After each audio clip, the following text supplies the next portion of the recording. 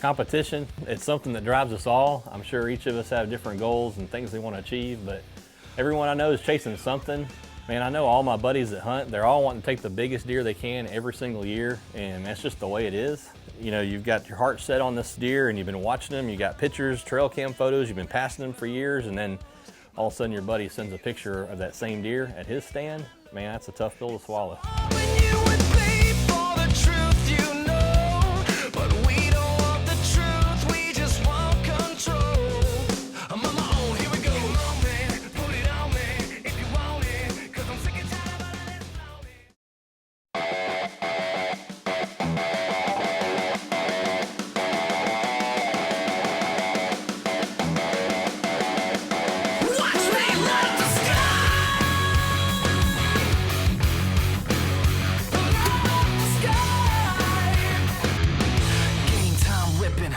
Condition, lights out, stomping all competition. My utmost to his highest, it gets no flyer.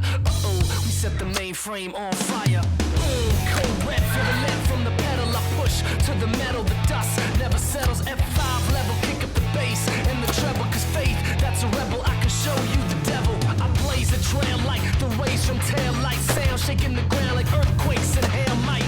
Someday I'll die, but not tonight. Excuse me while I light up the sky. Light up the sky.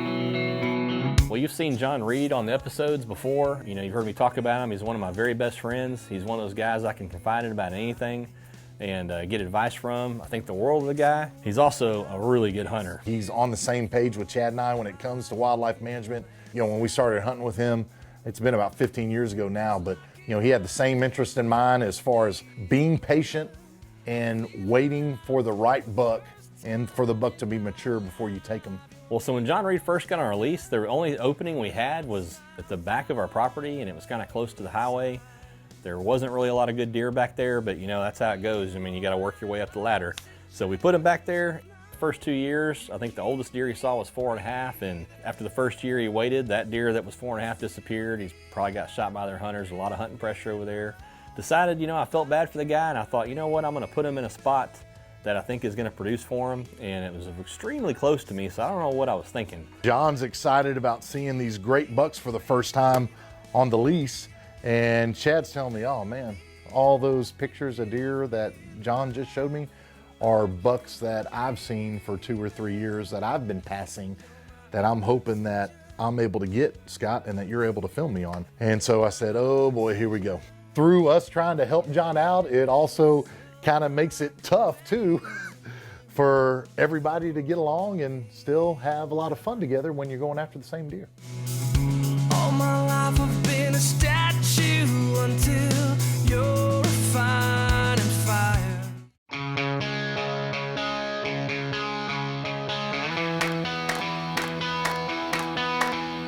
Well, this whole story really started about 10 years ago. I had a great looking 11 point. I've been seeing him for a couple of years, and this particular year I had a couple of encounters with him early on, and the rut kicked in, I lost sight of him, and man, the rut can be tough on our place, man. The bucks fight, they chase hard, they get busted antlers, and it's just tough to get on them, especially when you're bow hunting. We were just getting into TV around that time, and we started filming our own hunts, and we had a TV show in camp actually, and as luck would have it, the entire camp, man, they knew the deer that I was chasing. And unfortunately for me, when I finally got to put my hands on him, he was strapped to the back of John's golf cart. What's up? Good job, dude. Freak, bro. Hey, this is an awesome buck right here. Shot the John, freak. tell him about it. Oh, man. Look at that stuff. Oh wow, dude. Is that incredible? I've been after this guy all That's incredible. season. What a great shot. Right at dark. Hey, he hammered this deer Yes, too. he did. He Just did. right Made a behind the great shot shoulder. on it. Deer ran about 45 yards, was out. And that was Awesome. exciting. Congratulations. Good job, man. Good job. It's a beautiful deer, man. Well, you can tell by the video, we're all a lot younger back then. But what I also think is pretty clear is I was having a battle, man. I was glad for John, but man, I was so disappointed at the same time. And then everyone in camp doing what guys do, rubbing salt in the wounds, man, they were enjoying that a little too much. Man, I was jealous. I wanted it to be me holding that deer. It took a few weeks, honestly, maybe a few years to get over that. But hey, I love John, man, and you know, I want him to have a good deer too. And if anybody was to kill that deer, I'd want it to have been John.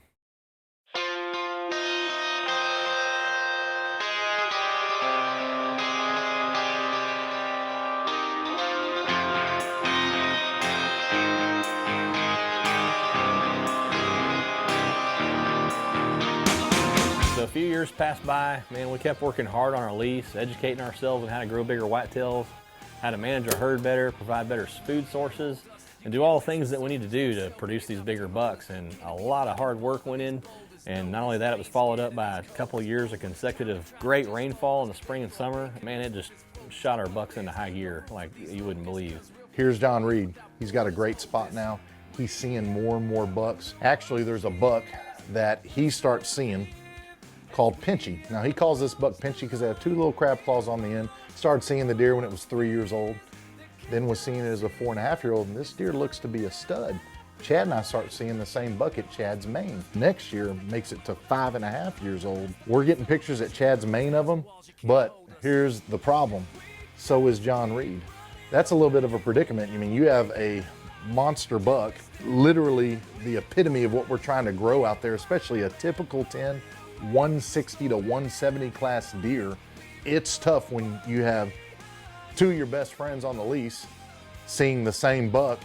Who's going to get the opportunity to shoot this deer? You know, it's hard because in a lot of cases it is competitive, because when that deer comes out, you cannot pass up a deer like that, especially on a low fence. You're never going to see it again.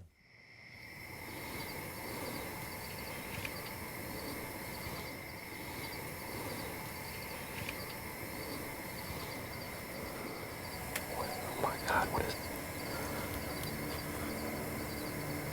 Shooter. Shooter, huge buck. Get ready.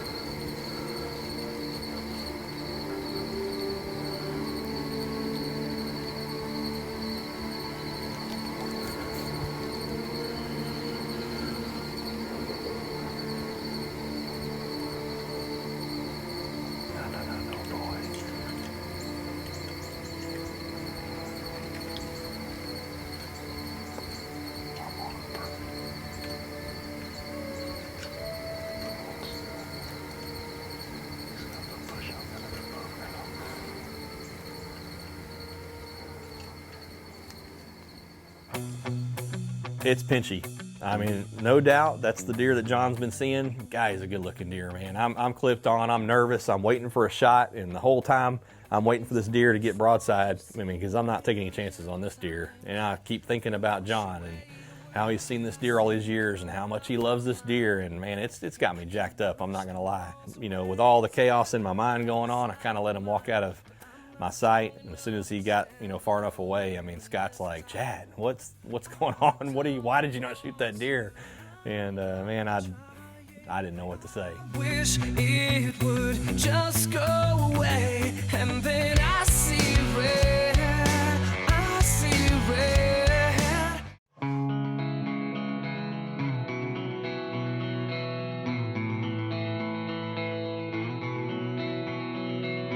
Well, I didn't really have much to say to Scott. I mean, it was just the turmoil going on inside me. That deer is for sure the Pinchy buck that John Reed's been talking about forever, that John Reed has got these photos of. You know, Chad it was tearing at his heartstrings. He wasn't sure what to do. Frankly, he couldn't make up his mind whether to shoot this deer or not, and how he felt about it if he did. Man, I can't tell you how many times I've passed a deer like that it wasn't really the deer that I was after, and never saw him again. Here he is in front of me. I don't take the shot. This may be my last trip before gun season starts, and you know, the gun hunters are right by us, so I may never see the deer again. So we decided, you know, we're gonna go back there that evening, get in there early, and if that deer comes in again, I'm gonna take him.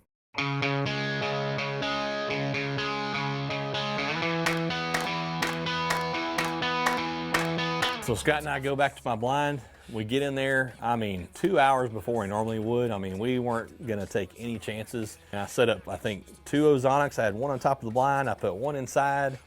I went and I put the corn out and I sprinkled the buck oil and got in the stand. I mean, like I said, I mean, this is 2 hours before I would normally even go hunting. We're sitting in the stand, got everything going, and all of a sudden we hear something. I think it's the does. They usually come out really early like that. I see horns. I mean, Scott couldn't even get on him yet. I mean, I'm over here sitting and he comes right by that. He's not 5 feet from my blind, come right directly behind us. It just happened so fast.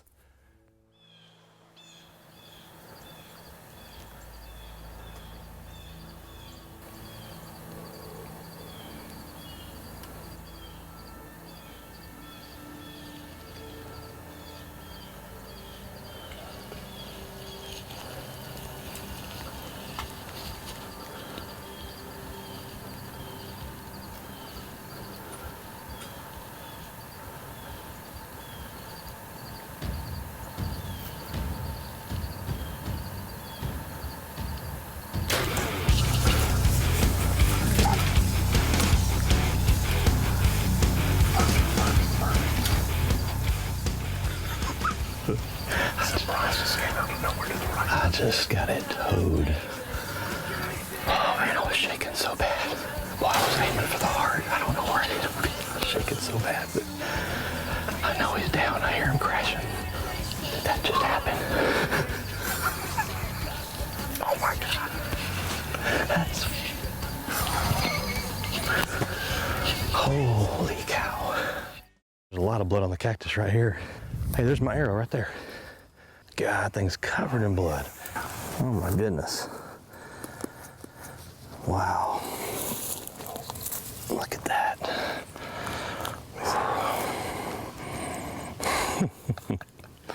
That's a good sign.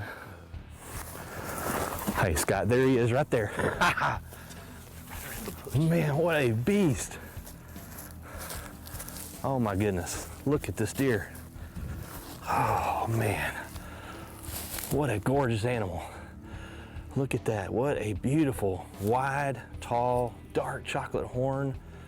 Perfect, typical 10-point. Oh man, I couldn't be happier. That is an incredible deer. I'm gonna shoulder mount that and put it right above my desk where I can look at it for years to come. That is a beautiful Texas typical 10-point right there. Man, finally putting my hands on this buck, it was a great feeling, of course. Man, I was more than excited, but it was a feeling I've never experienced before. I mean, of course I was elated that I got this deer, and I feel like what an accomplishment. But at the same time, man, I can't quit thinking about John, thinking about how I've got to tell him I shot this deer. I started thinking about how bad I felt when he shot that 11 10 years ago. I text John and let him know, and his exact reply to me was, "You just ruined my deer season."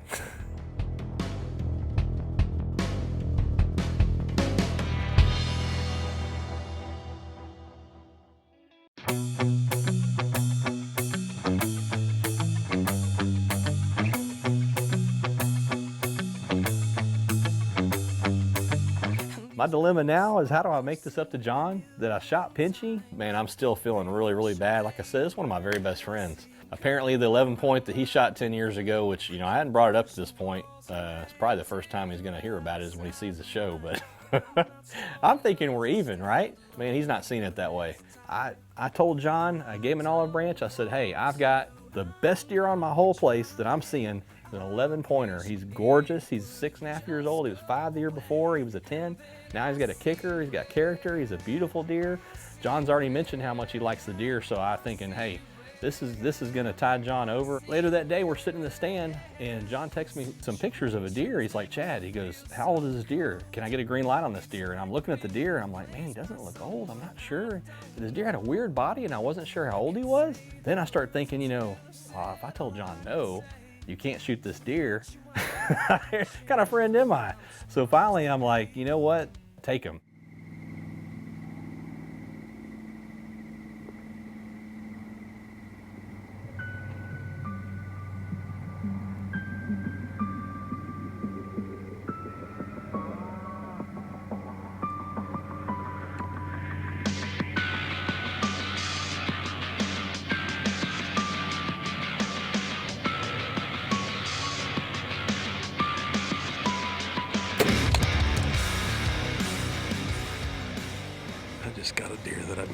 gnarly.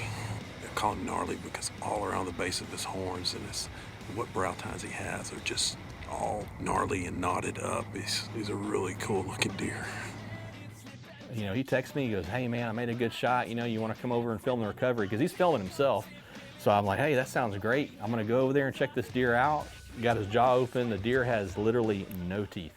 He didn't go very far, maybe 60, 70 yards.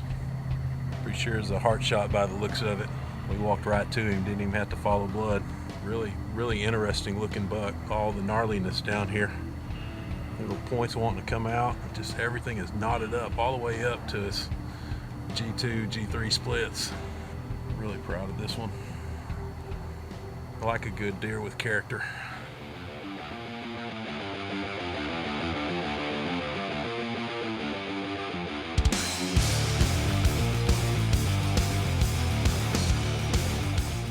What a great deer to shoot, and I know John's like me, we love shooting old deer, so that was the perfect deer to take. And hey, John, as high as a kite, man, I'm excited. I'm thinking, hey, the waters are starting to chill out a little bit, you know. Right before I go to bed, I get a text from John. He goes, hey, is there anything I need to know about that stand I'm going to tomorrow to go after that 11 point? And I'm thinking, are you kidding me? He still wants to shoot my deer.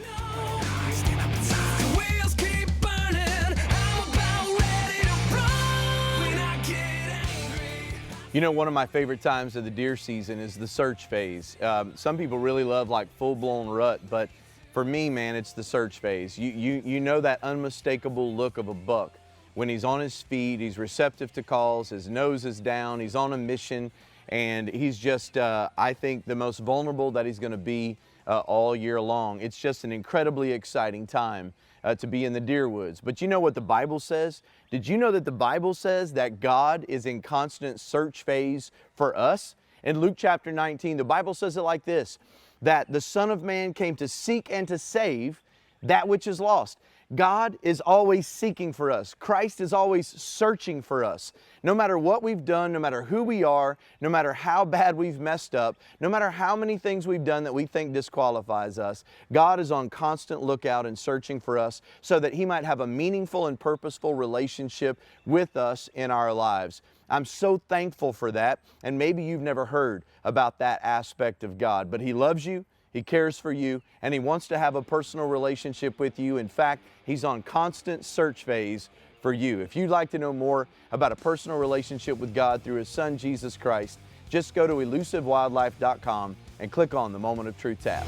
Cut me like those words you throw.